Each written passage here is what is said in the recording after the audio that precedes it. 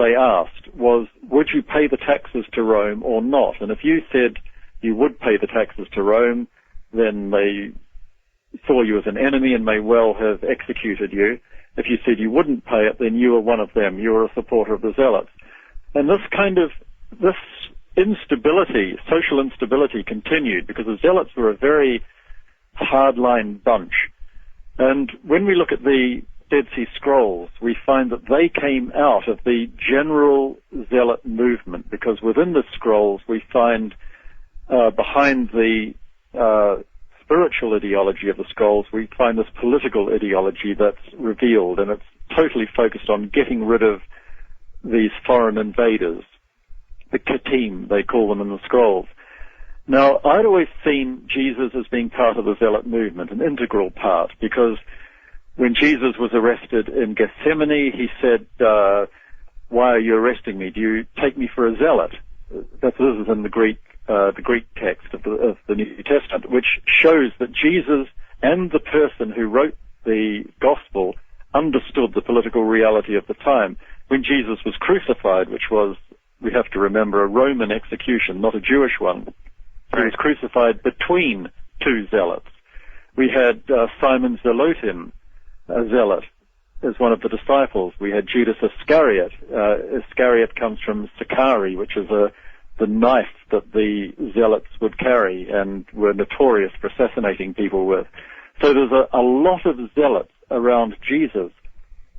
But when Jesus stood up in the temple and was handed a denarius and asked, who should this be paid to? Jesus, by saying, render unto Caesar that which is Caesar's, i.e., pay the tax to Rome. By saying that, on the one hand, he's breaking totally with the Zealots, so they would have been outraged with him, and he was also supporting Rome by saying, pay the taxes. And why did he say that? Because he said, my kingdom is not of this world, which shows the mystical perspective Jesus was coming from, and this again would have further outraged the Zealots. And the argument I make in the book, and it's just an argument along the way of the journey that the reader goes on through the book, is that this gave Pilate the most extraordinary problem, because Pilate was prefect of Judea. He was effectively there to represent Roman policy. What was Roman policy? They had two main factors. One, keep the peace in Judea. Two, make sure the taxes go back to Rome. So, on the one hand, Jesus standing up and breaking with the Zealots was an open invitation to social conflict. Obviously, the Zealots would be baying for his blood. But by Jesus saying, pay the taxes, he was supporting Roman policy. There is no way, as a historian, that I can see that Pilate could have allowed Jesus to be executed. He had to make sure that he survived the crucifixion. He had to square the circle. He had to make it look like Jesus was killed, but he had to make sure he survived. And if you then ask the question, how would it be possible to survive a crucifixion? Because it was a terrible execution. You have to reduce the trauma, get him off the cross fast, minister to him medically as quickly as possible. We find those three things are actually detailed in the Gospels. And what's very interesting is that when Jesus was put into the tomb very quickly, after the beginning of Passover, Joseph of Arimathea and Nicodemus went to the tomb with medicinal spices, not embalming spices, but spices to stop blood flow and so on. They went and ministered to him. Now, if he'd been dead, they wouldn't have touched a dead body after Passover because they would have been rendered ritually unclean. So even that, in the Gospels, is a little hint that Jesus had survived the crucifixion. Very interesting. And, on this idea that Pilate might have had some secret respect for Jesus, there's a notation that Dr. Jean Houston makes in her book, God Seed, the Journey of Christ. In it, she talks about Christos, or Christos as do you, and noting that it means the great silly or blessed one, which is also a Druid term of respect. And she says that in one of the apocryphal traditions, Pilate is supposed to have said to Jesus upon the pillar or the cross, Ein Christos, you are the great silly. And she thinks that this is a derogatory statement, but when we understand that the term silly was a term meaning blessed one by the Druids, it kind of hints the possibility that Pilate had some secret respect for Jesus. What do you think? Well, it's possible. I mean, that's all I could say to that. I mean, Pilate was a thoroughly nasty piece of work. We have to take that on board. And what he knew about Jesus, I don't really know, but I think even just from his point of view, however cynically he may have been thinking about it, he must have colluded on helping Jesus survive that crucifixion. Whether he had a secret respect for him or not, I have no idea. There's just not evidence that I know of that could lead me to take that step. Whether he had a secret respect for anybody is a moot point. I mean, if we read about Pilate from other documents, we find that he really is a nasty piece of work. Mm-hmm.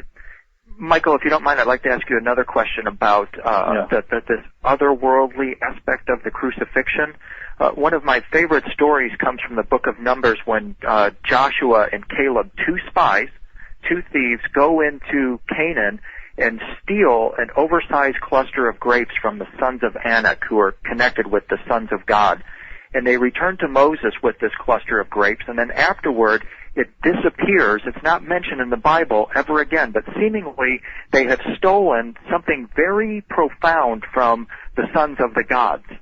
Later, at the cathedral in Sion, Switzerland, we see the two thieves crucified alongside of Jesus, who would be zealots. They are carrying this very same cluster of grapes and bring it to the crucifixion. What are your thoughts on this possibility that the zealots were in fact preservers of the ancient past? I'm going to give you a moment to think about that. We have to take a quick break, and perhaps we can talk about that when we continue. This is William Henry. This is Dreamland. We'll be right. This is William Henry. This is Dreamland. We're continuing with Mr. Michael Baigent.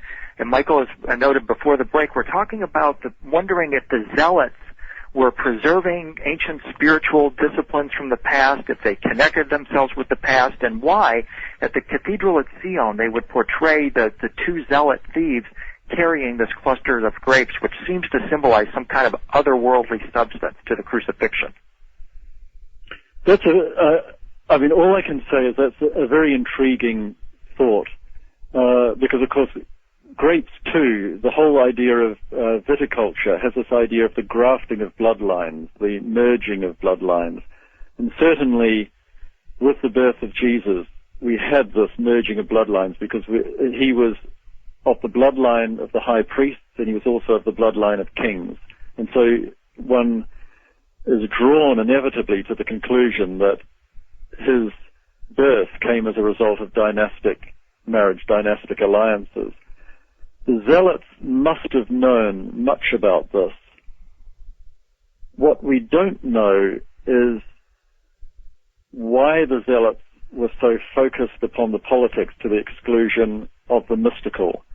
And this is why the temple in Egypt is so important, because it seems to have retained the ancient traditions without getting tangled into the contemporary politics. Because I think for anyone around about 30 AD or 40 AD who looked at the political situation, they would have seen that there's no conceivable way that the Jewish nation could beat the Roman Empire. Mm-hmm. There had to be some way, some other way of